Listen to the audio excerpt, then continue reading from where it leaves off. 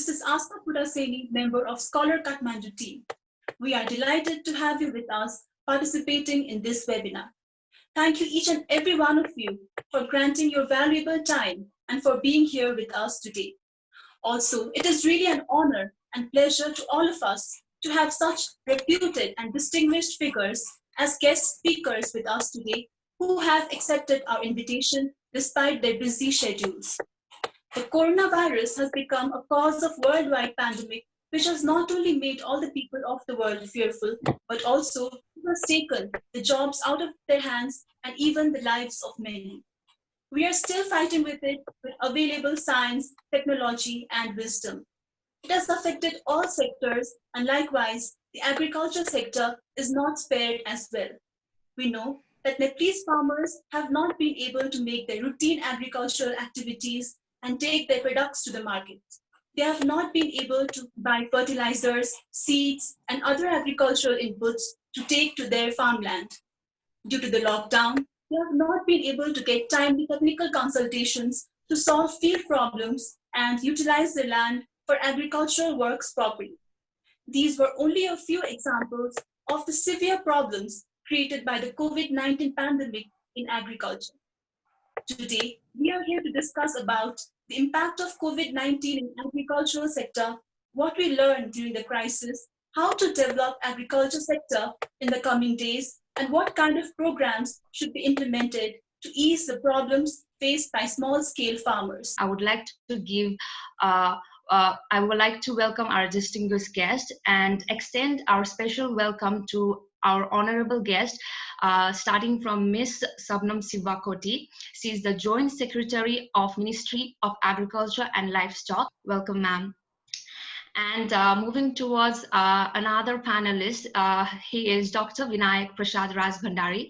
He's the Executive Chairperson of Himalayan College of Agriculture, Science and Technology, and he's also National Consultant of FAO, and currently he's also the Council member of Nepal Agriculture Research Council.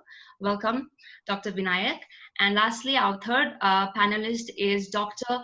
Neeranjan Rajbhandari, who is the country representative of NIRAS and who was also the former agronomist of NARC, that is National Agriculture Research Council, and has also worked as a former agronomist in many different international non-government organizations such as CINIT, Helvetas, and USAID.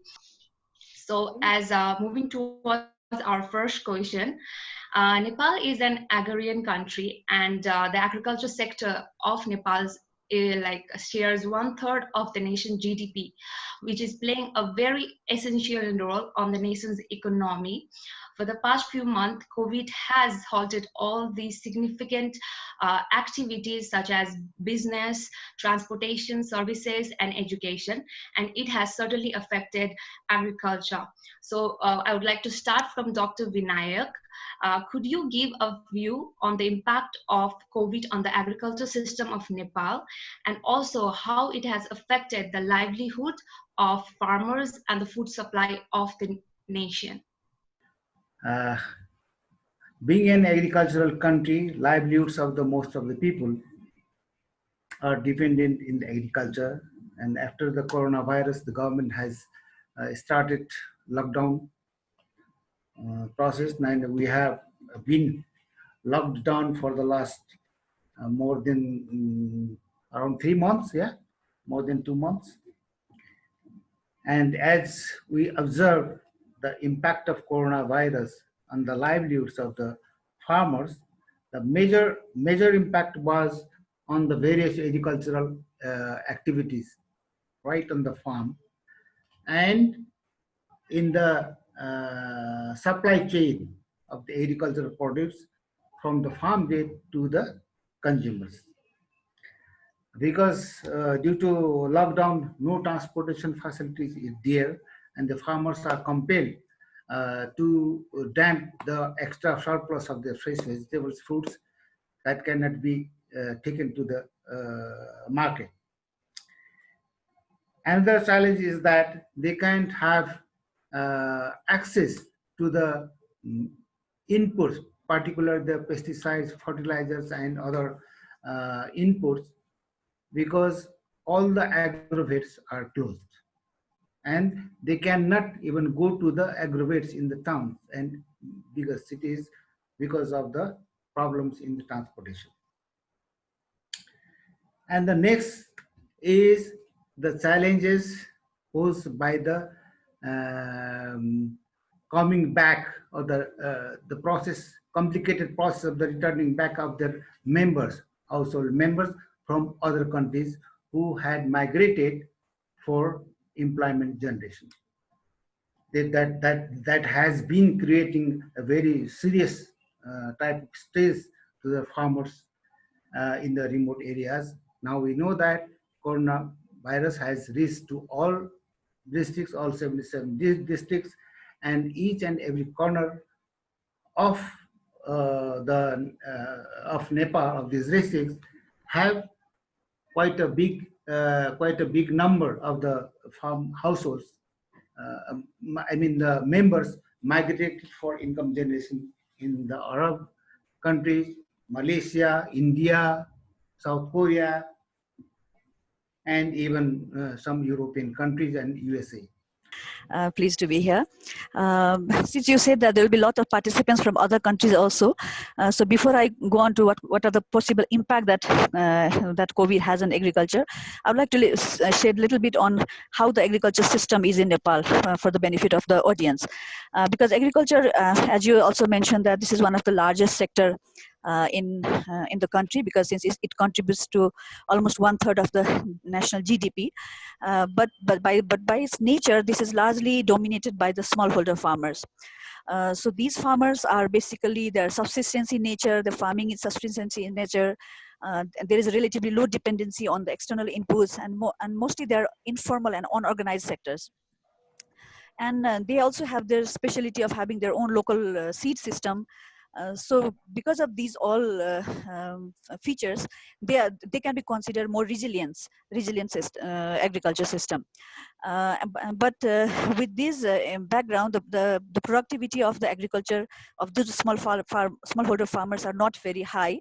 Therefore, their production is not sufficient for them to enough for the whole year. So that means they have to depend on other income sources for the food, and of course for the livelihood.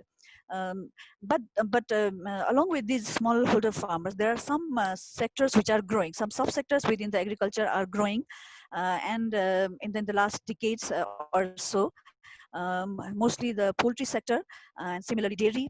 And their vegetable sector is also growing, although not very organized as the dairy and poultry sector. But this sector, and this fruit sector, floriculture, there are a lot of emerging sectors which are growing, but they're still largely unorganized sectors. So when we looked at the impact of COVID-19 due to the lockdown, there has been different implication on different subsectors. So these are one of the subsectors that has been hardly affected in terms of the commodity. But if you look at the overall impact, we know that in the initial days when the lockdown was just initiated, there's a lot of panic among the population.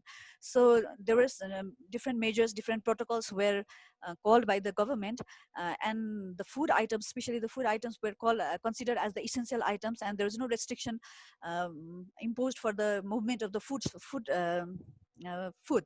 But despite that, there's different understanding among our different actors, and because of that, despite this being the essential sector, the food items were mostly prohibited from the movement from the farm to the market.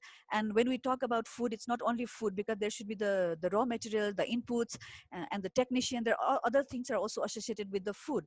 So sometimes the food were the vegetables or the meat or dairy products were allowed to move, allow their movement, but there were restrictions for the other inputs like seed or the straw for the feeds or the feed. These were halted. So in totality, in the beginning of the time, there was a lot of disruption in the market movements, and also in the movement of other facilities, like the agriculture veterinary shops were closed. So because of that, the chemicals were not available. When there was the emergence of pests such as fall armyworm, the chemicals could not be delivered on time. So these are some of the other complications that arose. And in the same time, because some of the agriculture cannot wait, they're season dependent. So during the initial phase of the lockdown, it was time to harvest some of the products like wheat. It was time to transplant the spring paddy season. So there was plucking of tea season, the tea leaves. So these activities were also initially halted because there was no movement of the people there. So despite there were lots of family labors, because many people had come back to their home, the family labor was there, but still their movement was restricted. So because of these also, the sector was affected.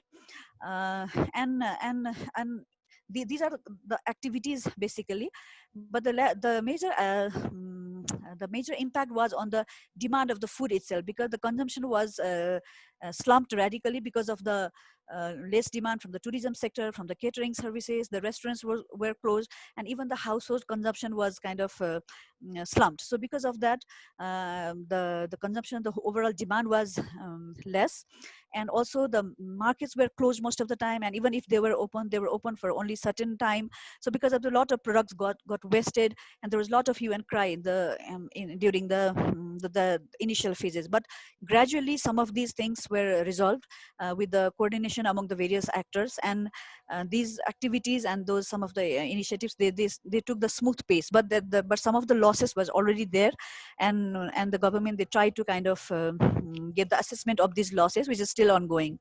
So basically I would say this was the overall impression that we felt. And we also realized that during this COVID system, the market system which was functioning earlier, somehow this market function was totally disrupted. The earlier actors who used to produce market, there's the intermediaries would say they would to bring produce from the farm to the market. So they were the missing links were there, and because of that, a lot of products could not reach to the market, and even those which reached got wasted, got lost.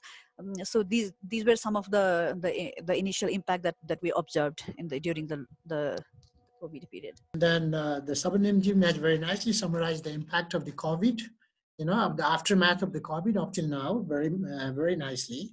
And just to add a few points on that, which is may shed some light on it, and summarize a little bit. The disruption in input and output and the markets was very telling in the aftermath of this COVID epidemic. The services were also not very optimum, and the demand for the commodities also collapsed. So it's a kind of panic there, in the initial stage of the period. But as Sabnamji says, it recovered. And one thing, what was a little bit, now people were speculating that, although the resilient market, resilient, system, everybody says that the subsistence system is resilient. But in the last 2 decades, other than our subsistence agriculture, a different sector has emerged, which is linked to the markets. Like whatever product the farmers are producing, is smallholder farmers. They are linked to the markets and dependent upon, sale and purchase of, agricultural commodity. That was the real, impact for those people who were doing that kind of business, especially on the roadhead across the country. It was a big problem for them, and they suffered a lot. And another, now the major impact people are visualizing that, because there was a labor shortage, because of the out-migration from the country, there's a labor shortage and agriculture was suffering. And now people are hoping that, this in-migration, the migrant workers are returning in the country, and they will kind of, help in the, labor shortage and ease out. But that is yet to be seen, that, these migrants, whether they would like to, do the subsistence agriculture, whether there's a scope for them, to be satisfactorily employed for their employment there, or the profit or output they generate is sufficient to attract them there.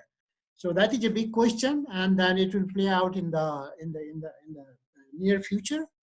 And the most important is the environment of fear and uncertainty. That is, is really taking a toll on everybody in the countryside, also in the cities, also.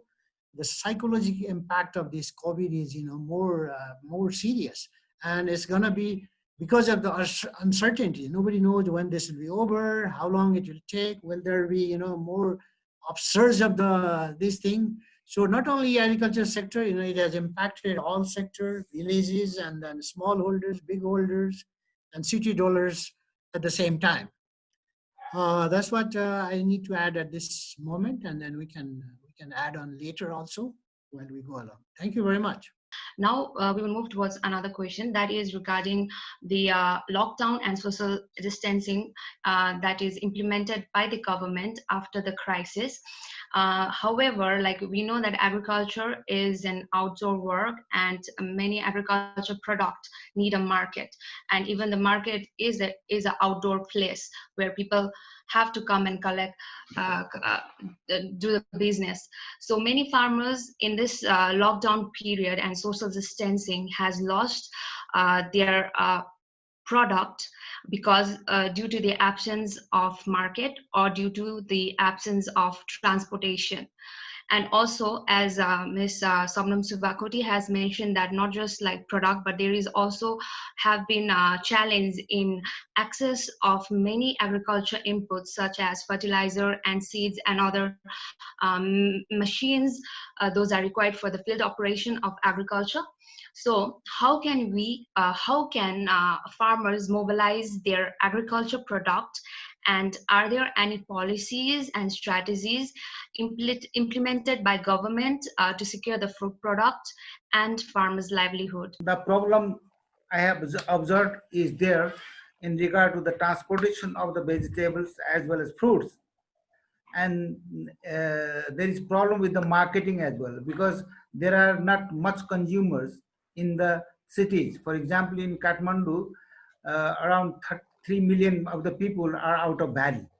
So there are no consumers. There are goods in the places, but the buyers are very few. That's also another type of challenge that the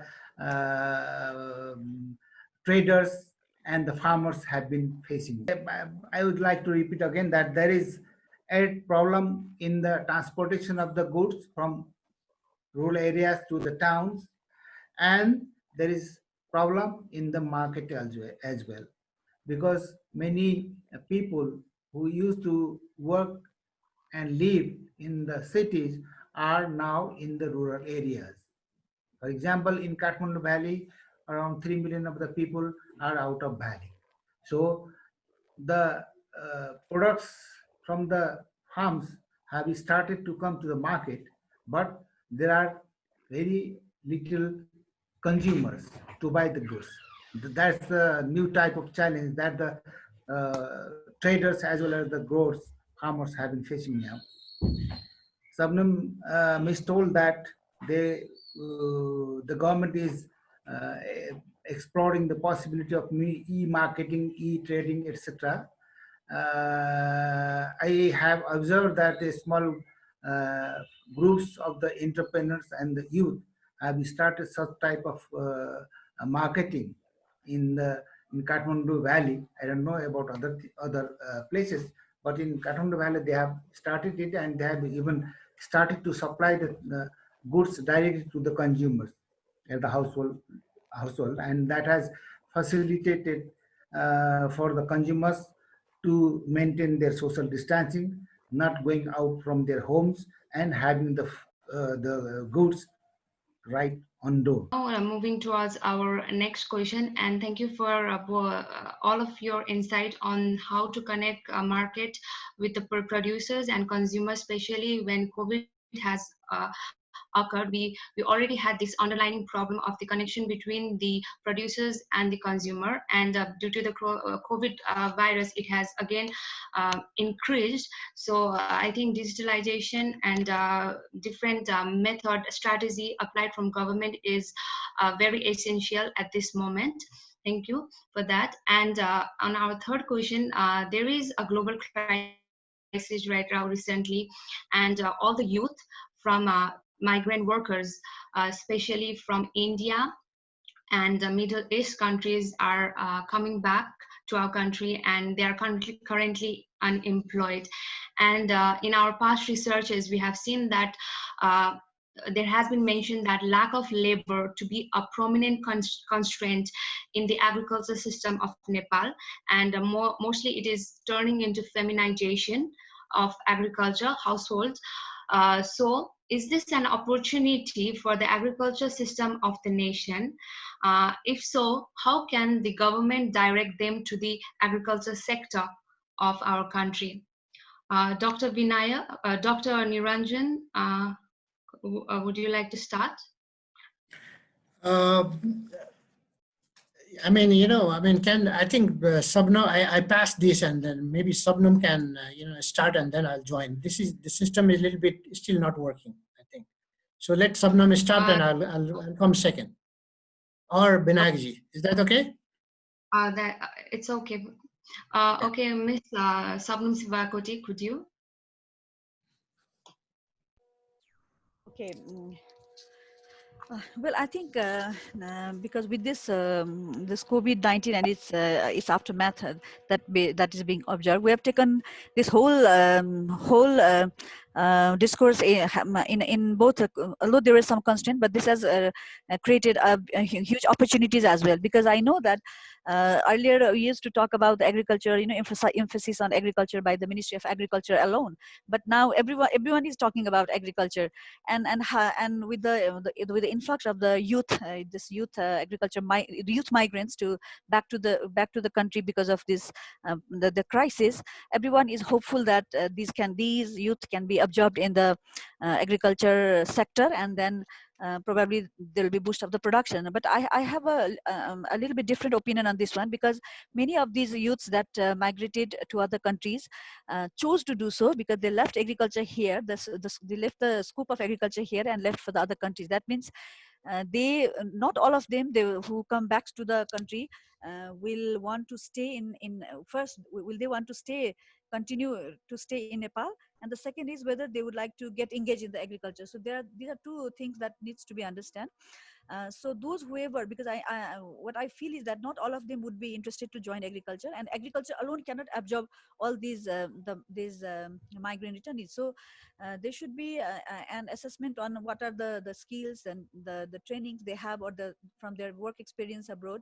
So based on that, and then upon their willingness, some of them can get into the agriculture. So for them, government has to provide the enabling environment so that they stay in the agriculture and increase and contribute in increasing the productivity of the agriculture. So for that matter, there have been a lot of employment generation programs that government has undertaken. For example, the providing the agriculture loan at the lower interest rate of 5%. Similarly, many of the province government, they have also put a lot of emphasis on agriculture itself, and also on providing support to these migrant returnees. For example, particularly some of the province, because we were looking at the budget allocation of the provincial governments, and it was very encouraging to see that most of the province government have allocated almost 10 to 12% of their total budget into agriculture sector, which is very encouraging. And many of them have categorically allocated some resources for attracting these youth in the agriculture. For example, just to give you an example, the province 7, they have Sudur Paschim province, so they have allocated about 15 crore rupees for the returning migrant, targeting the returning migrant to get them into the agriculture. Similarly, there is a COVID special program by the province 5, amounting to about 65 crore Nepalese rupees. So a lot of initiatives are there, a lot of programs are there to attract them into the agriculture. And besides, to keep the migrants, these young migrants, I would say, into the agriculture, these policy supports is required. And also another area is the profit margin, because that's I think Dr. Binayak mentioned about that, why they don't want to be in the agriculture is it is not very profitable. So how to ensure profit to the farmers who want to engage in the agriculture? So for that one also, government has bring out this minimum support price and buyback mechanism extensively in the next fiscal year program. So for some of the commodities, at least the 20% profit margin is ensured by the government. So if farmers are not able to sell those produce, government will procure them back. Similarly, the local government will also procure the products that is important to their specific location. So these are initiatives which I think will attract them to kind of stay in their area. And another idea is in the mechanization, because with the mechanization they can get increase they can minimize the cost and increase the productivity. Increase the labor productivity. So many mechanization programs which are all in the past also will, I think these kind of initiatives will help to absorb them, to attract them into the agriculture. And if we see lately, we see that in many of the fallow agriculture land, because almost 20% or more land has been in the agriculture land has remained fallow in the past few years because of a lot of this migration to the other countries and also to the urban migration. So it was very interesting to note that now, because most of the people are in villages, those land that were not cultivated for 7-8 years are now being cultivated this year. So that means there'll be increased production. So with the increased production that we estimate that the production next year will be higher for many of the crops. So in that case, again, to ensure the market, so that lets these youth to come into the farming, and also they can be engaged in the non-farming non-farm activities, such as they can start agriculture companies in bringing out the issue that we earlier spoke about, how to bring the producer and consumer closer. So these kind of dedicated agriculture market companies can emerge where youth can have interest on. And similarly, they could be engaged in the input suppliers or many other non-farm activities as well. Thank you, Ms. Sabnam Shivakoti. Now, I would like to move towards Dr. Neeranjan Rajbhandari for his input on the surge of youth migrant and their role in coming future in the agriculture system of Nepal. Okay, to answer, it is a kind of mixed bag. The circumstances and environment in Nepal, in the rural village where they are supposed to be employed and then make a meaningful, occupation, under the current circumstances, I don't see that is happening, you see, because these people coming from the village, and only some of them will have sufficient land, and so that they can do some commercial farming, and then they can sustain their livelihood of their family and themselves. Because they did not see that opportunity, that's why they migrated. Now they are coming back, and the situation has not changed. Whatever policy or congenial environment which triggers such kind of transformation is not in place yet, because the economic of scale is not there. These people have very small land holdings, and some of the people does not have the transportation facility. Most of the areas these people live is not connected by the roads. So there is a small area where people come from, like near the road heads, and then if they have sufficient land, and then there is a possibility of investment, and then they can continue this occupation, production of agricultural commodity, marketing, and making a living in Nepal in some reasonable standard is a very, very difficult thing. So we have a long way to go. The policies, the economic circumstances, Sabnamji was telling about the government policy, loans, these are not just enough to trigger that transformation yet. Sabnam, can you hear me? Shikaji? Sabnam ji, I think Neeranjan Rajbhandari is asking you some question. Yes, please. No, I mean, do you agree? I mean, not asking, I'm asking you that, that's what I think. The environment to trigger this transformation, that these people will take up a, occupation in agriculture production, marketing, processing, the overlaying conditions or policy environment and their circumstances, they're it does not, it's not in a stage that it will, move fast. There may be some, which is, for them, it will be beneficial them, and for them may take off, but it's not going to take in a large scale and in an accelerated way, at least in the near future. I think I partly agree with Dr. Neeranjan, because as I said also, because there are a lot of youth coming as a migrant returnee, but most of them, as I could also see, that not all of them would be interested to join agriculture for various reasons. So whatever policy that government is bringing in, although some policy, for example, agriculture loan, the subsidy on agriculture loan has been there from the very beginning, from many years, but has the farmers been able to access it was the major question, right? So through this, so we have to also make sure that while the agriculture loan is cheaper, but it is also easily accessible, available to the one who want to engage in the agriculture business. So this is where we are trying to work with, for example, the federal government, federal ministry is trying to work with the Agriculture Development Bank on how to reach to the larger communities, in the subsidized loan onto the larger communities. How can the capacity of the local farmers, the small farmers, and the youth can be enhanced so that they can access those funds? So there are other supportive initiatives also in place, but yes, because we don't also see that, because agriculture itself is not a full-time job.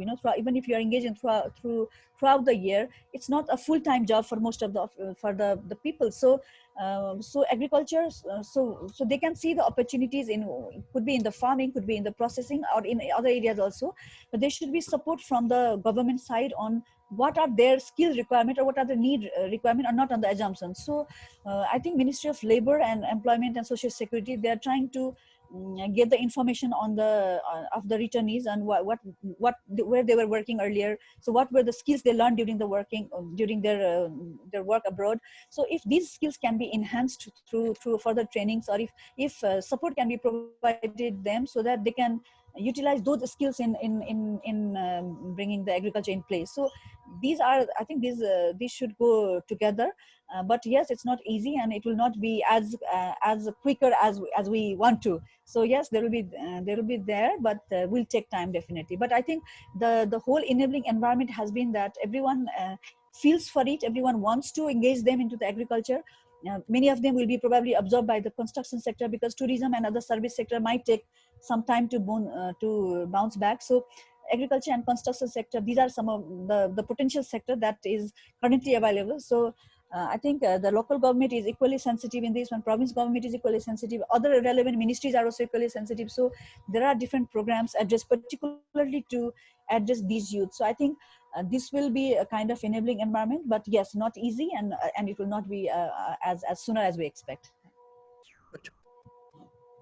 Thank you, Dr. Neeranjan and Ms. Sabnam Shivakoti, for your insightful thought on the surge of youth migrant and their work division in future, how it will be taking place in our country, either in agriculture sector or in tourism sector. So it is also, as Ms. Shivakoti has mentioned, it is also need basis and how they are attracted to move towards agriculture sector. So there are many factors is playing the role of them in future. Thank you. So moving towards our another question, COVID has opened the nation's eye to the importance of small-scale rural producers, such as traditional agriculture and family farming practices are certainly more sustainable and resilient in the face of future crisis. And this will also help our country to become more self-sufficient and less dependent on the imports from foreign country. So now I would like to start from Ms. Sabnam Shivakoti. How can we empower local producers in their market and value chain relation? I think some of the point you have already explained. Well, I think for the one of the good things that happened with this COVID is that if people have realized that you should be self-sufficient in many of the things. Country should be producing and eating their own foods to the extent possible. So this momentum has, kind of instigate can have said the positive messages to the consumers also. And also many of the consumers have that sentiment that I could see in the question answer session that somebody were raising question about what is the import policy, import of the vegetables, while our own farm vegetables are rotten on the farm. So I think this sentiment has also catch up with the consumers that you should try to eat local food, try to eat the local production. So this is a very positive message which goes back to the local production also. So government is supporting, of course, on to the local producer. Many of the municipal government, the local government, they have been promoting emphasis on the local production in cultivating the fallow land, supporting the farmers to cultivate the fallow land, so that there is the production of the local crops such as the millets or buckwheat or other kind of local crops also. And also they're supporting the farmers for setting up the local shops where they can sell these kind of products. So these support are also in place. And I think another area, another actors who are kind of working wonder in this field is that many of these online marketing, that the many young group of entrepreneurs they're trying to bring the local produce and connecting them with the consumers in the urban areas. So which is also a very positive thing that emerged, especially during this lockdown, although there were some of them operating, but now this has kind of emerged. So at least the people there, it's so that people are willing to pay more if they know that the production is from the farm, and if they know the production site, and that the products are safer. So that means these kind of entrepreneurs are also bringing these products and support. So we should also support these kind of entrepreneurs who bring as the connecting point between the producers and the consumers, and with the minimum margin in between, so that there are not many intermediaries in place. So this is how the government is supporting for the production support for the local producer, and also the marketing support for them. I think these are some of the measures they're taking. Thank you, Ms. Sabnam Shivakoti. Yes, there is always necessary to connect the producers and the market with the minimum margin in the between, because we have seen like farmers are always in less benefit when there are a lot of intermediary medium in the between local market and the producers. I think that should be like keep in mind by the government to how to make the direct connection with the market from the producers. And Dr. Binayak Prasad, would you like to add on it? How we can this is a very good question. This is a very good question, that how to make our sustainable agriculture a sustainable one, traditional agriculture a sustainable one, and how to empower the local farmers in value chain. This is the question. First thing I would like to say, I would like to note that we should note that being a very small country with big population, Nepal cannot be self-sufficient in various goods. Nepal cannot be self-sufficient in various goods. And the statement that you have to be self-sufficient in each and everything, agricultural goods, is not correct. That is wrong. We cannot be self-sufficient. But we can and should opt for making agricultural practices or the industries ecologically friendly and sustainable. That's the another thing. These are the two different things. Even our subsistence small farmers have been using chemical pesticides and chemical inputs that has been causing very negative effect on the soil fertility and the soil health, soil microorganisms, and the useful insects, everything. So such practices in the name of traditional agriculture should be stopped, and more sustainable options should be taken to the small farmers. And this is the responsibility of the government. This is the responsibility of the government in all layers, at the grassroots level and the provincial level. Basically, these are now these things, and the government has been emphasizing to promote sustainable organic agriculture as well. Even our president and the prime minister have given a statement that Nepal should go for organic agriculture. That way we can add value to our products. There is value of the organic tea, organic coffee, organic ginger that we have been exporting. And by exporting high value crops, we can earn money and make the livelihoods of the small farmers easier. That's the way. That's the way. And in that direction, we should empower the local farmer in adding value to their local products. That is growing the organically, different crops organically. That's the point I'd like to say. Maybe Sabnam, you would add more. I think just to add, yeah, I think just to add on what Dr. Rajbhandari just mentioned, I think because the government has also programs, there was program in the past also, like local crop production program, where they were promoting these indigenous crops like millet or finger millets or buckwheat and other various products that are available in the country. So it has been given due emphasis, and so there's a lot of production support to them, enhancing the seed system of those local crops, and also bringing them to the market. So these were the areas that government has initiated from the last 2 years.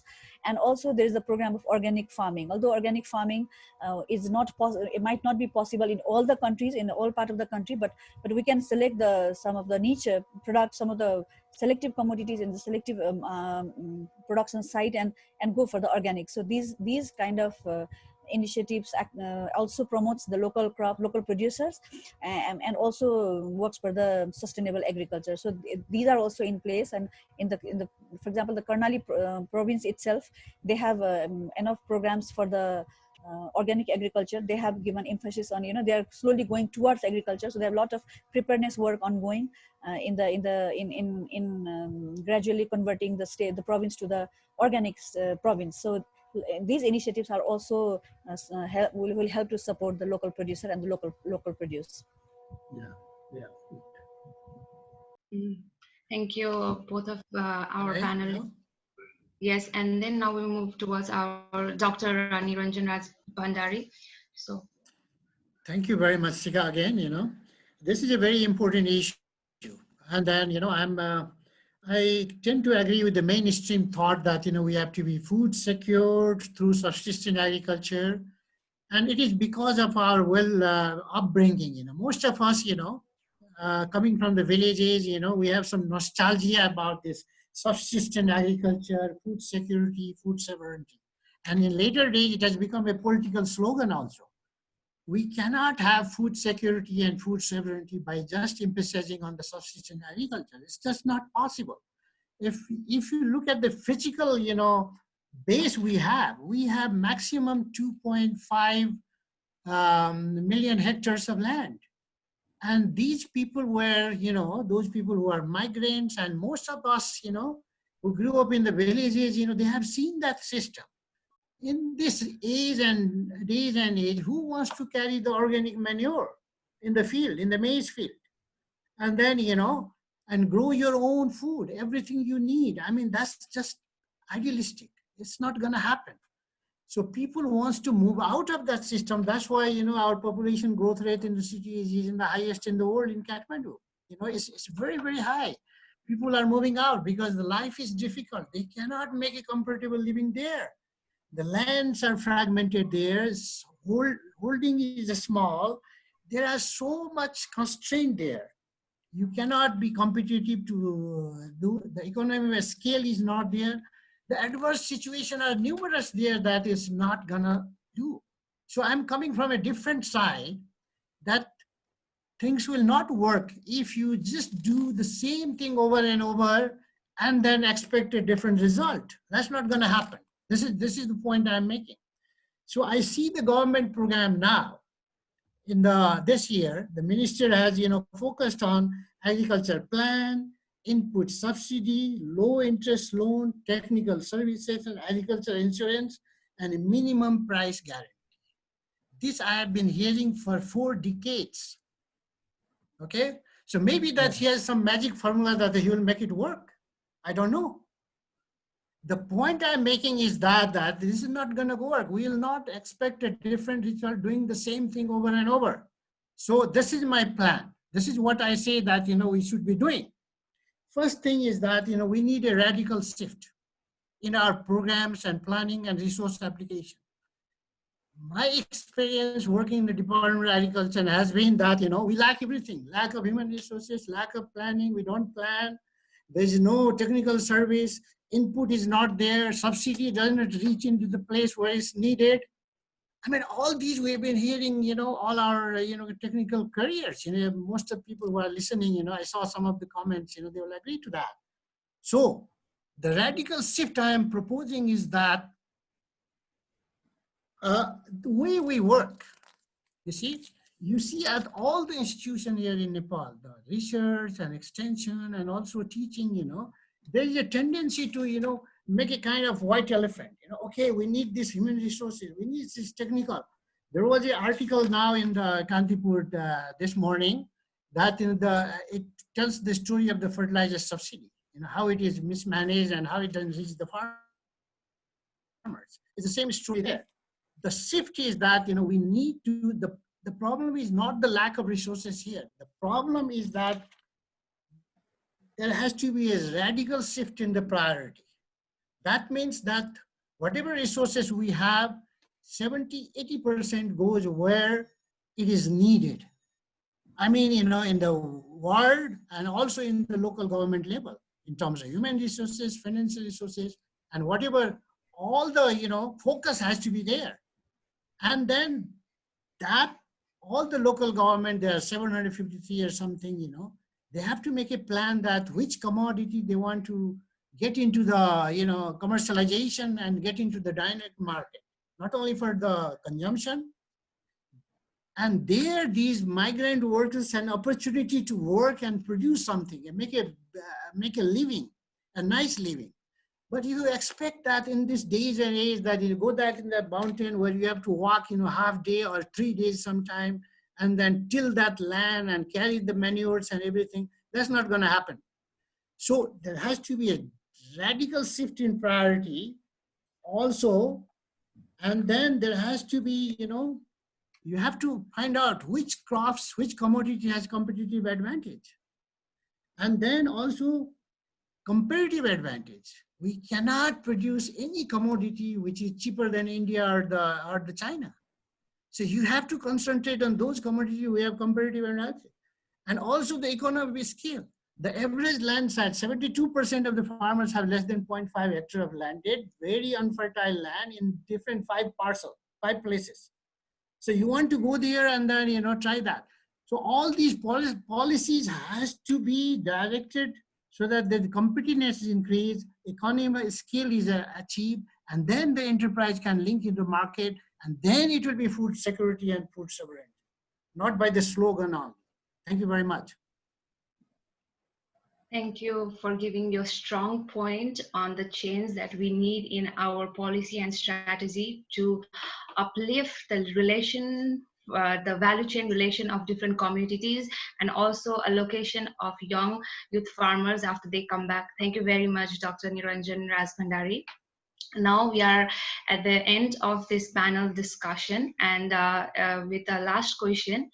And I would like to start with Dr. Binayak Prasad Rajbhandari as being the executive chairperson of HICAST College, an agriculture college of our country. Research Institute and Conservatory for Agriculture is very limited in Nepal, despite being an agrarian country. During this crisis, we have acknowledged that there is importance of domestic food supplies, different policies and strategies for agriculture system to be uplifted. So how can we restructure and increase the teaching institute, research institute of agriculture in Nepal, especially to attract youth? I think Ministry of Agriculture, is open to this kind of collaboration. We have initiated already some with some of the universities, where the agriculture graduates from the universities, they are part of, they work with us in our projects as the interns, so that they learn from during the internship period also. And also from the next year, we have also initiated a program like Learn and Earn, where the students, government support those academic institutions, the technical schools, I would say, and the product from which are mostly working the front as the frontline workers in agriculture.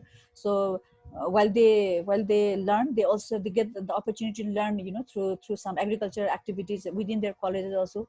These are some of the initiatives that the government is taking, but and also government also feels that there should be a sharing of these infrastructures and human resources, as Dr. Binayak rightly mentioned.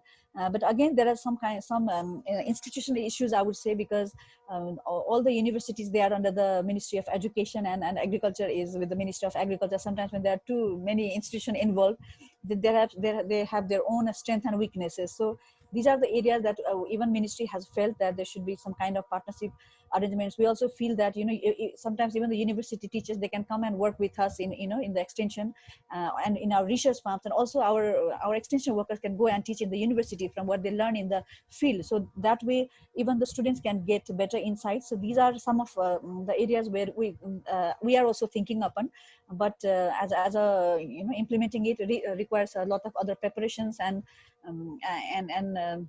coming with other some agreements needs to be done.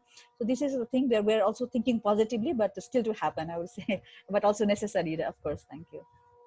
I don't have much to add on the thing, because the two panelists, they are very, very, into that, education system and the government system. The one comment I want to make is that, the problem with our, high school education first, and then agriculture research is a different, it builds on that. The problem, the basic problem we have to, sort out in this country, in education or any field, is that in any institution, any field, is that the problem I see is that it is run by those people who has no stake. Okay, this is the serious problem. All this that is addressed, you can plan, when you plan and talk about research, agriculture research or any research, the environment is created as if we are doing some cutting edge research. Agriculture is, I will say is 60, 70%, art, only 30% science. See, producing crops and all that, there's a science there, but mostly, our forefathers have been cultivating, agriculture product by learning by doing, So it's not a very, it's a rocket science. Mostly it's also an art, and you learn by experience. So it has to be integrated in our high school first. See? And then our high schools are run by, it's a totally detached. There are people, running the education system, private and public, which have no stake to the community. If the community people manage that school, whose children go to that school, then the school will be better. This is very plain and simple to me. That is not happening here. So that is one thing to start with, to build the research. We are not doing the basic things so that, we move on to the second stage. And then agriculture, the universities have done a tremendous, work. The agriculture graduates produced by Rampur, they are doing excellent all over the world. Gold medalists, they are doing PhD, everything in renowned university in the US and all that. Same HICAST. So the production is there, but how we keep these people, okay, keep it anchored to the places where they came from. See, that is the issue has to be addressed at the high school education level. So that is not happening. Otherwise, in terms of doing the government doing this and that, it is not possible for government to do everything. You see, the private sector has to do it. The government is regulatory function, supporting function. You see, that's the only thing. But the good thing is that, whether anybody likes it or not, because of this digital revolution is coming. People are desperate. These people coming from the Gulf and then going to the village, they have to make a living. So they will find their ways to, move ahead and then get an education to their children, or start some enterprise or agriculture or something like that. I mean, nobody can stop that. It's already started. You see, you can see that. But I have to add that much on this topic. Thank you. Shikaji, maybe I would like to add here a little more. When we talk about the research, teaching and research, and then link it, how we can attract youth on this. I think even the teaching institutions, they also have to make an assessment on what kind of human resource is needed by the country, be it for the research or be it for the extension, or to produce as an agri entrepreneur. So based on these, even the teaching institutions, they have to revise their curriculum, orient the students towards that way, and focus on the research that students do, trying to solve the problems. This is one part. And again, on the research side also, the research, and because we always have struggle with this triangle between the agriculture, education, and extension. The research, extension, and education has all this triangle, which everybody has felt that they should be there, but it's not really properly working. So the university should have also the researches, collaboration with the research institutions, so that the students get better research abilities, where they can use that knowledge later also, and also to see that what are the new, because agriculture, the whole technology thing is massively changing, massively developing in other countries, but this is gradually happening in Nepal. So when we try to find some, the human resources, our markets do not produce that, or I would say our agriculture institution do not produce that. So this is also an area where we need to, sit together to develop the kind of curriculum, to develop the so that the human resources that is needed by the country is produced, and also how to retain those youth in the research and education system is also another challenge, because we have seen that whenever there is a vacancy announcement in our research institution, our major national research system, there is very few applicants, because people aspire to go abroad and pursue their career there. So that means there are some systemic problems in our research system also. So as a government, we are trying to reshuffle these various things, and what are the things that are really providing hindrance to those aspiring scientists, aspiring would-be scientists, to join the national research system. So these are areas where I think we are also looking ourselves. We're trying to review our own weaknesses and strength. And at the same time, the teaching institutions, because there are many private teaching institutions are also in place, so they also need to review themselves, what they have been doing, how they have been contributing to the nation. And if we can blend it together, I think to a larger extent we can how do you say, the government can facilitate between these for the betterment of the country. Ms. Sabnam Shivakoti, and thank you, Dr.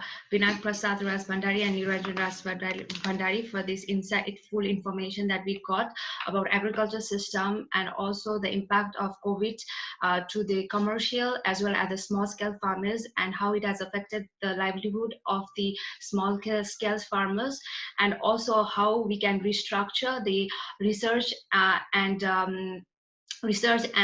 teaching institute of agriculture, so it can benefit, and we can produce a manpower which can bring more researchers within the country and attract more young people to this sector. Thank you very much. Now we are at the end of the panel discussion round, and now we move towards our question and answer section from the audience, and we have got a lot of questions. So now I would like to start from Dr. Jagdish Timansina. He has asked, have the federal or provisional government or any other organization monitored subsistence farmers in hill and mountains to see the degree and intensity of COVID-19 impact on farming operations? Do you have any examples for any districts? How they were impacted relative to semi-commercial or commercial farmers near towns and cities in hills and in Tarai? Ms. Sabnam Shivakoti, would you like to answer this question? Okay. I don't have the study reports or anything, quick assessment done by anybody on the question particularly raised by Dr. Timsina. But I think in terms of when we talked about initially, I told about that the nature of the subsistence agriculture in Nepal. So most of our hill and mountain agriculture systems are in a way resilient by their own virtue. So because of that, I think the impact definitely has been more on the semi-commercial and commercial farmers compared to the mountain and the less commercial farmers, I would say. Of course, there has been because these areas generally they have even previously have less access to the technical services or the inputs per se. So because of that, COVID impact has been, I would say, less impact on them.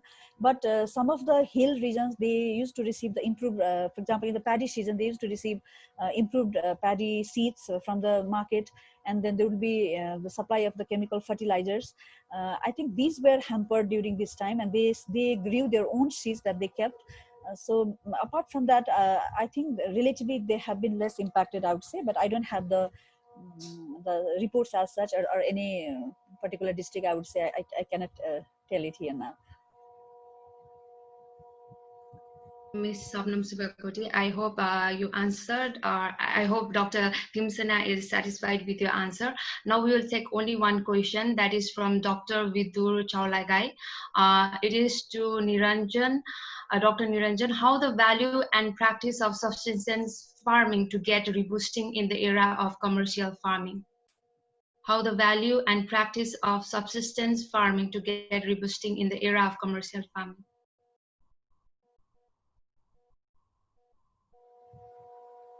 Dr. Neeranjan, can you unmute?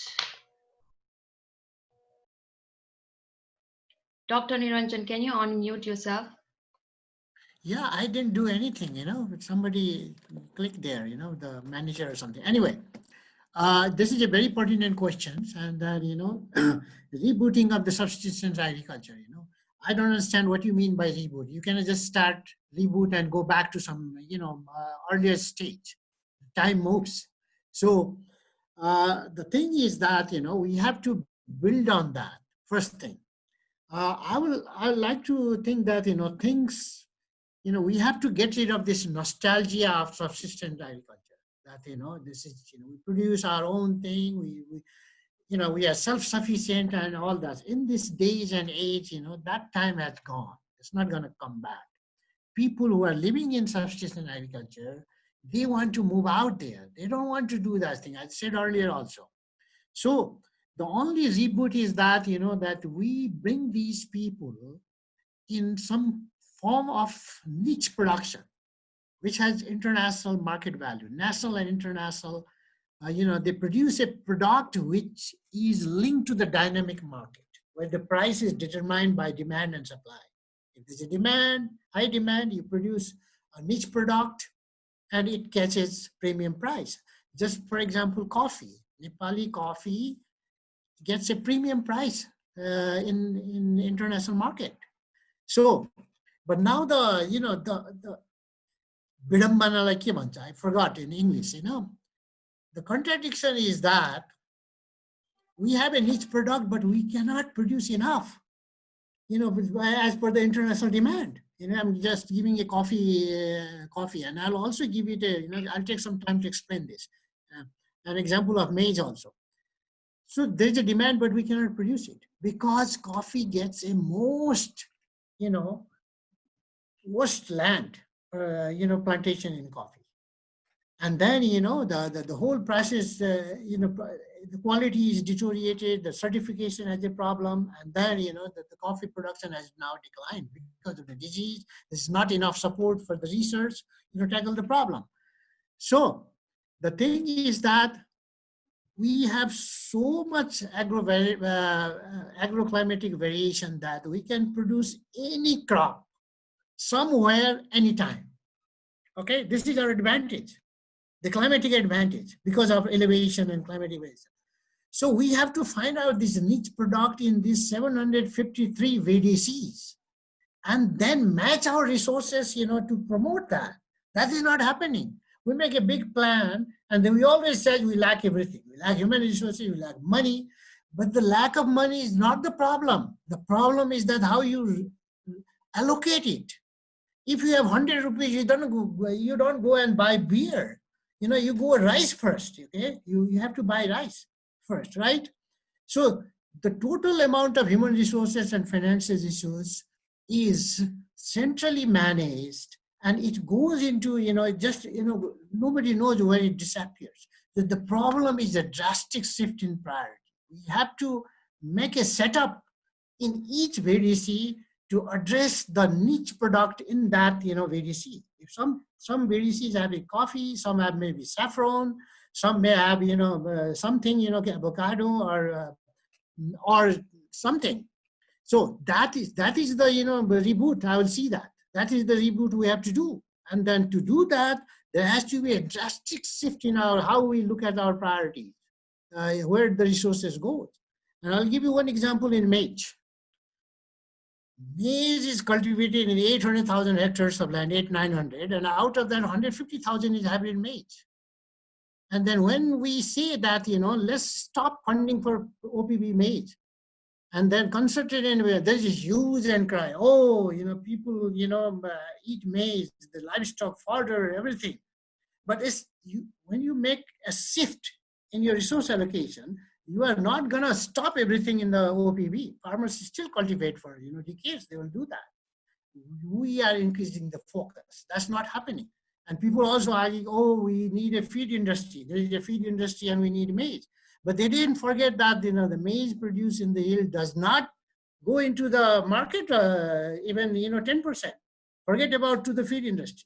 All the feed industry maize is coming from India because of quality, because of reliability, and because of the quantity. They cannot get sufficient quantity of maize in Nepal. So now the priority has to shift that we produce maize, hybrid seed production, and then do that. And then the difference between hybrid and then the OPB is 5 times the per hectare production. So all the resources you are doing in, giving it, God knows what, but producing the maize OPB seed, and then the hybrid is neglected, and we continue to import hybrid seed, fertilizer, all the pesticide, everything continue from India, and then we are talking about food sovereignty. Because if you don't fund the OPB, there's a section of people who say, oh, our food security, our food sovereignty will be challenged. It's exactly contrary to that. We are following a policy not to have a food security. That's my conclusion.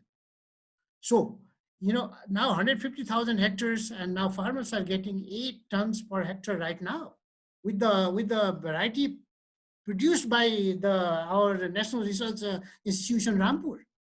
Our scientists have produced that variety. And I saw the data, 8 or 9 ton they are producing. So the priority is that, the funding for that is very limited, because producing hybrid seed is a very technical and a difficult thing. And it's exactly the same thing to set up an industry in a niche market. The government is supposed to facilitate that. But, they are in a slogan mode. Okay, food security we have to do. We have to do the, land tenure security. The land, everybody has to have a land. All these slogans is tantamount to not securing the food security, in my judgment. Okay, I rest my case. Thank you, Dr. Neeranjan Rajbhandari. And I think we have come to end our session, and I would like to apologize to our participant attendees that we cannot take all the questions, but we have saved all of your questions and would pass it to our panelists and request them to answer later after this webinar, and would also try our best to give it to you about your questions. So I would really like to apologize for this. And before the end of the session, I would request Ms. Sabnam Shivakoti, who is the government personnel, to give a very short wrap up for this webinar. Well, first of all, thank you for this opportunity again, Sika. And just to make a little correction, when you introduced me that I've been working in the plant quarantine and post-harvest, I used to work there, but now currently I'm in the ministry as the Joint Secretary and looking after agribusiness and livestock promotion division. Very interesting session actually, because this has been a topic of importance, and we have been discussing on impact of COVID on the agriculture sector per se. Even National Planning Commission is doing a bigger sectoral assessment towards this, and we have been trying to gather information from different sources on how what and how about this COVID impact, because agriculture is mostly, and in our case, it's mostly subsistence. Majority of the agriculture subsistence smallholder farmers, unorganized sector. So it's very difficult to collect the information and what is the impact level at the individual level, to these small farmers. So even the Ministry of Labor, they are trying to collect the information from these non-formal sector, informal sectors to the formal sectors. They are initiating so that they also come on board, and we know that what is the total area of each farmers and what are different commodities they are growing. So these information lacking, also pointed out to a certain extent by Dr. Neeranjan Rajbhandari, about how that government has no clue about what we are doing in a way, maybe, but I would little differ with him, but partly agree with him, because although we have not been able to achieve what we plan for, what we make the policies for, there are always challenges. Sometimes there's a technological challenges, sometimes there are human resources, sometimes research. So they are there, but despite that, all those difficulties, and where government still has to work for the betterment of the country and for the betterment of the farmers. So that's what we are trying to do. But now with the three government in place, because we have federal government, provincial government, and local government, I think the local priorities are there, Dr. Neeranjan, because now the local government have set their own priorities for various commodities. But as a federal government, we also need to look upon from the broader perspective, from the national perspective. So sometimes, yes, food security, food sufficiency is important from the national perspective also. So for some of the commodities, we have prioritized that as our priority commodity. For example, for the next year, this rice and maize has been two major commodities where we are working on, focusing on the hybrid maize that is produced and developed by our research system. We are trying to promote it to the different promising regions, so that there is a seed production also, multiplication also, and also production by the farmers. So these initiatives we are taking as a federal government. We are trying to see what are the commodities of national importance from the trade perspective, but at the same time, we are also acknowledging that there are the local priorities, local niche crops should be there. They should be promoted by the local government.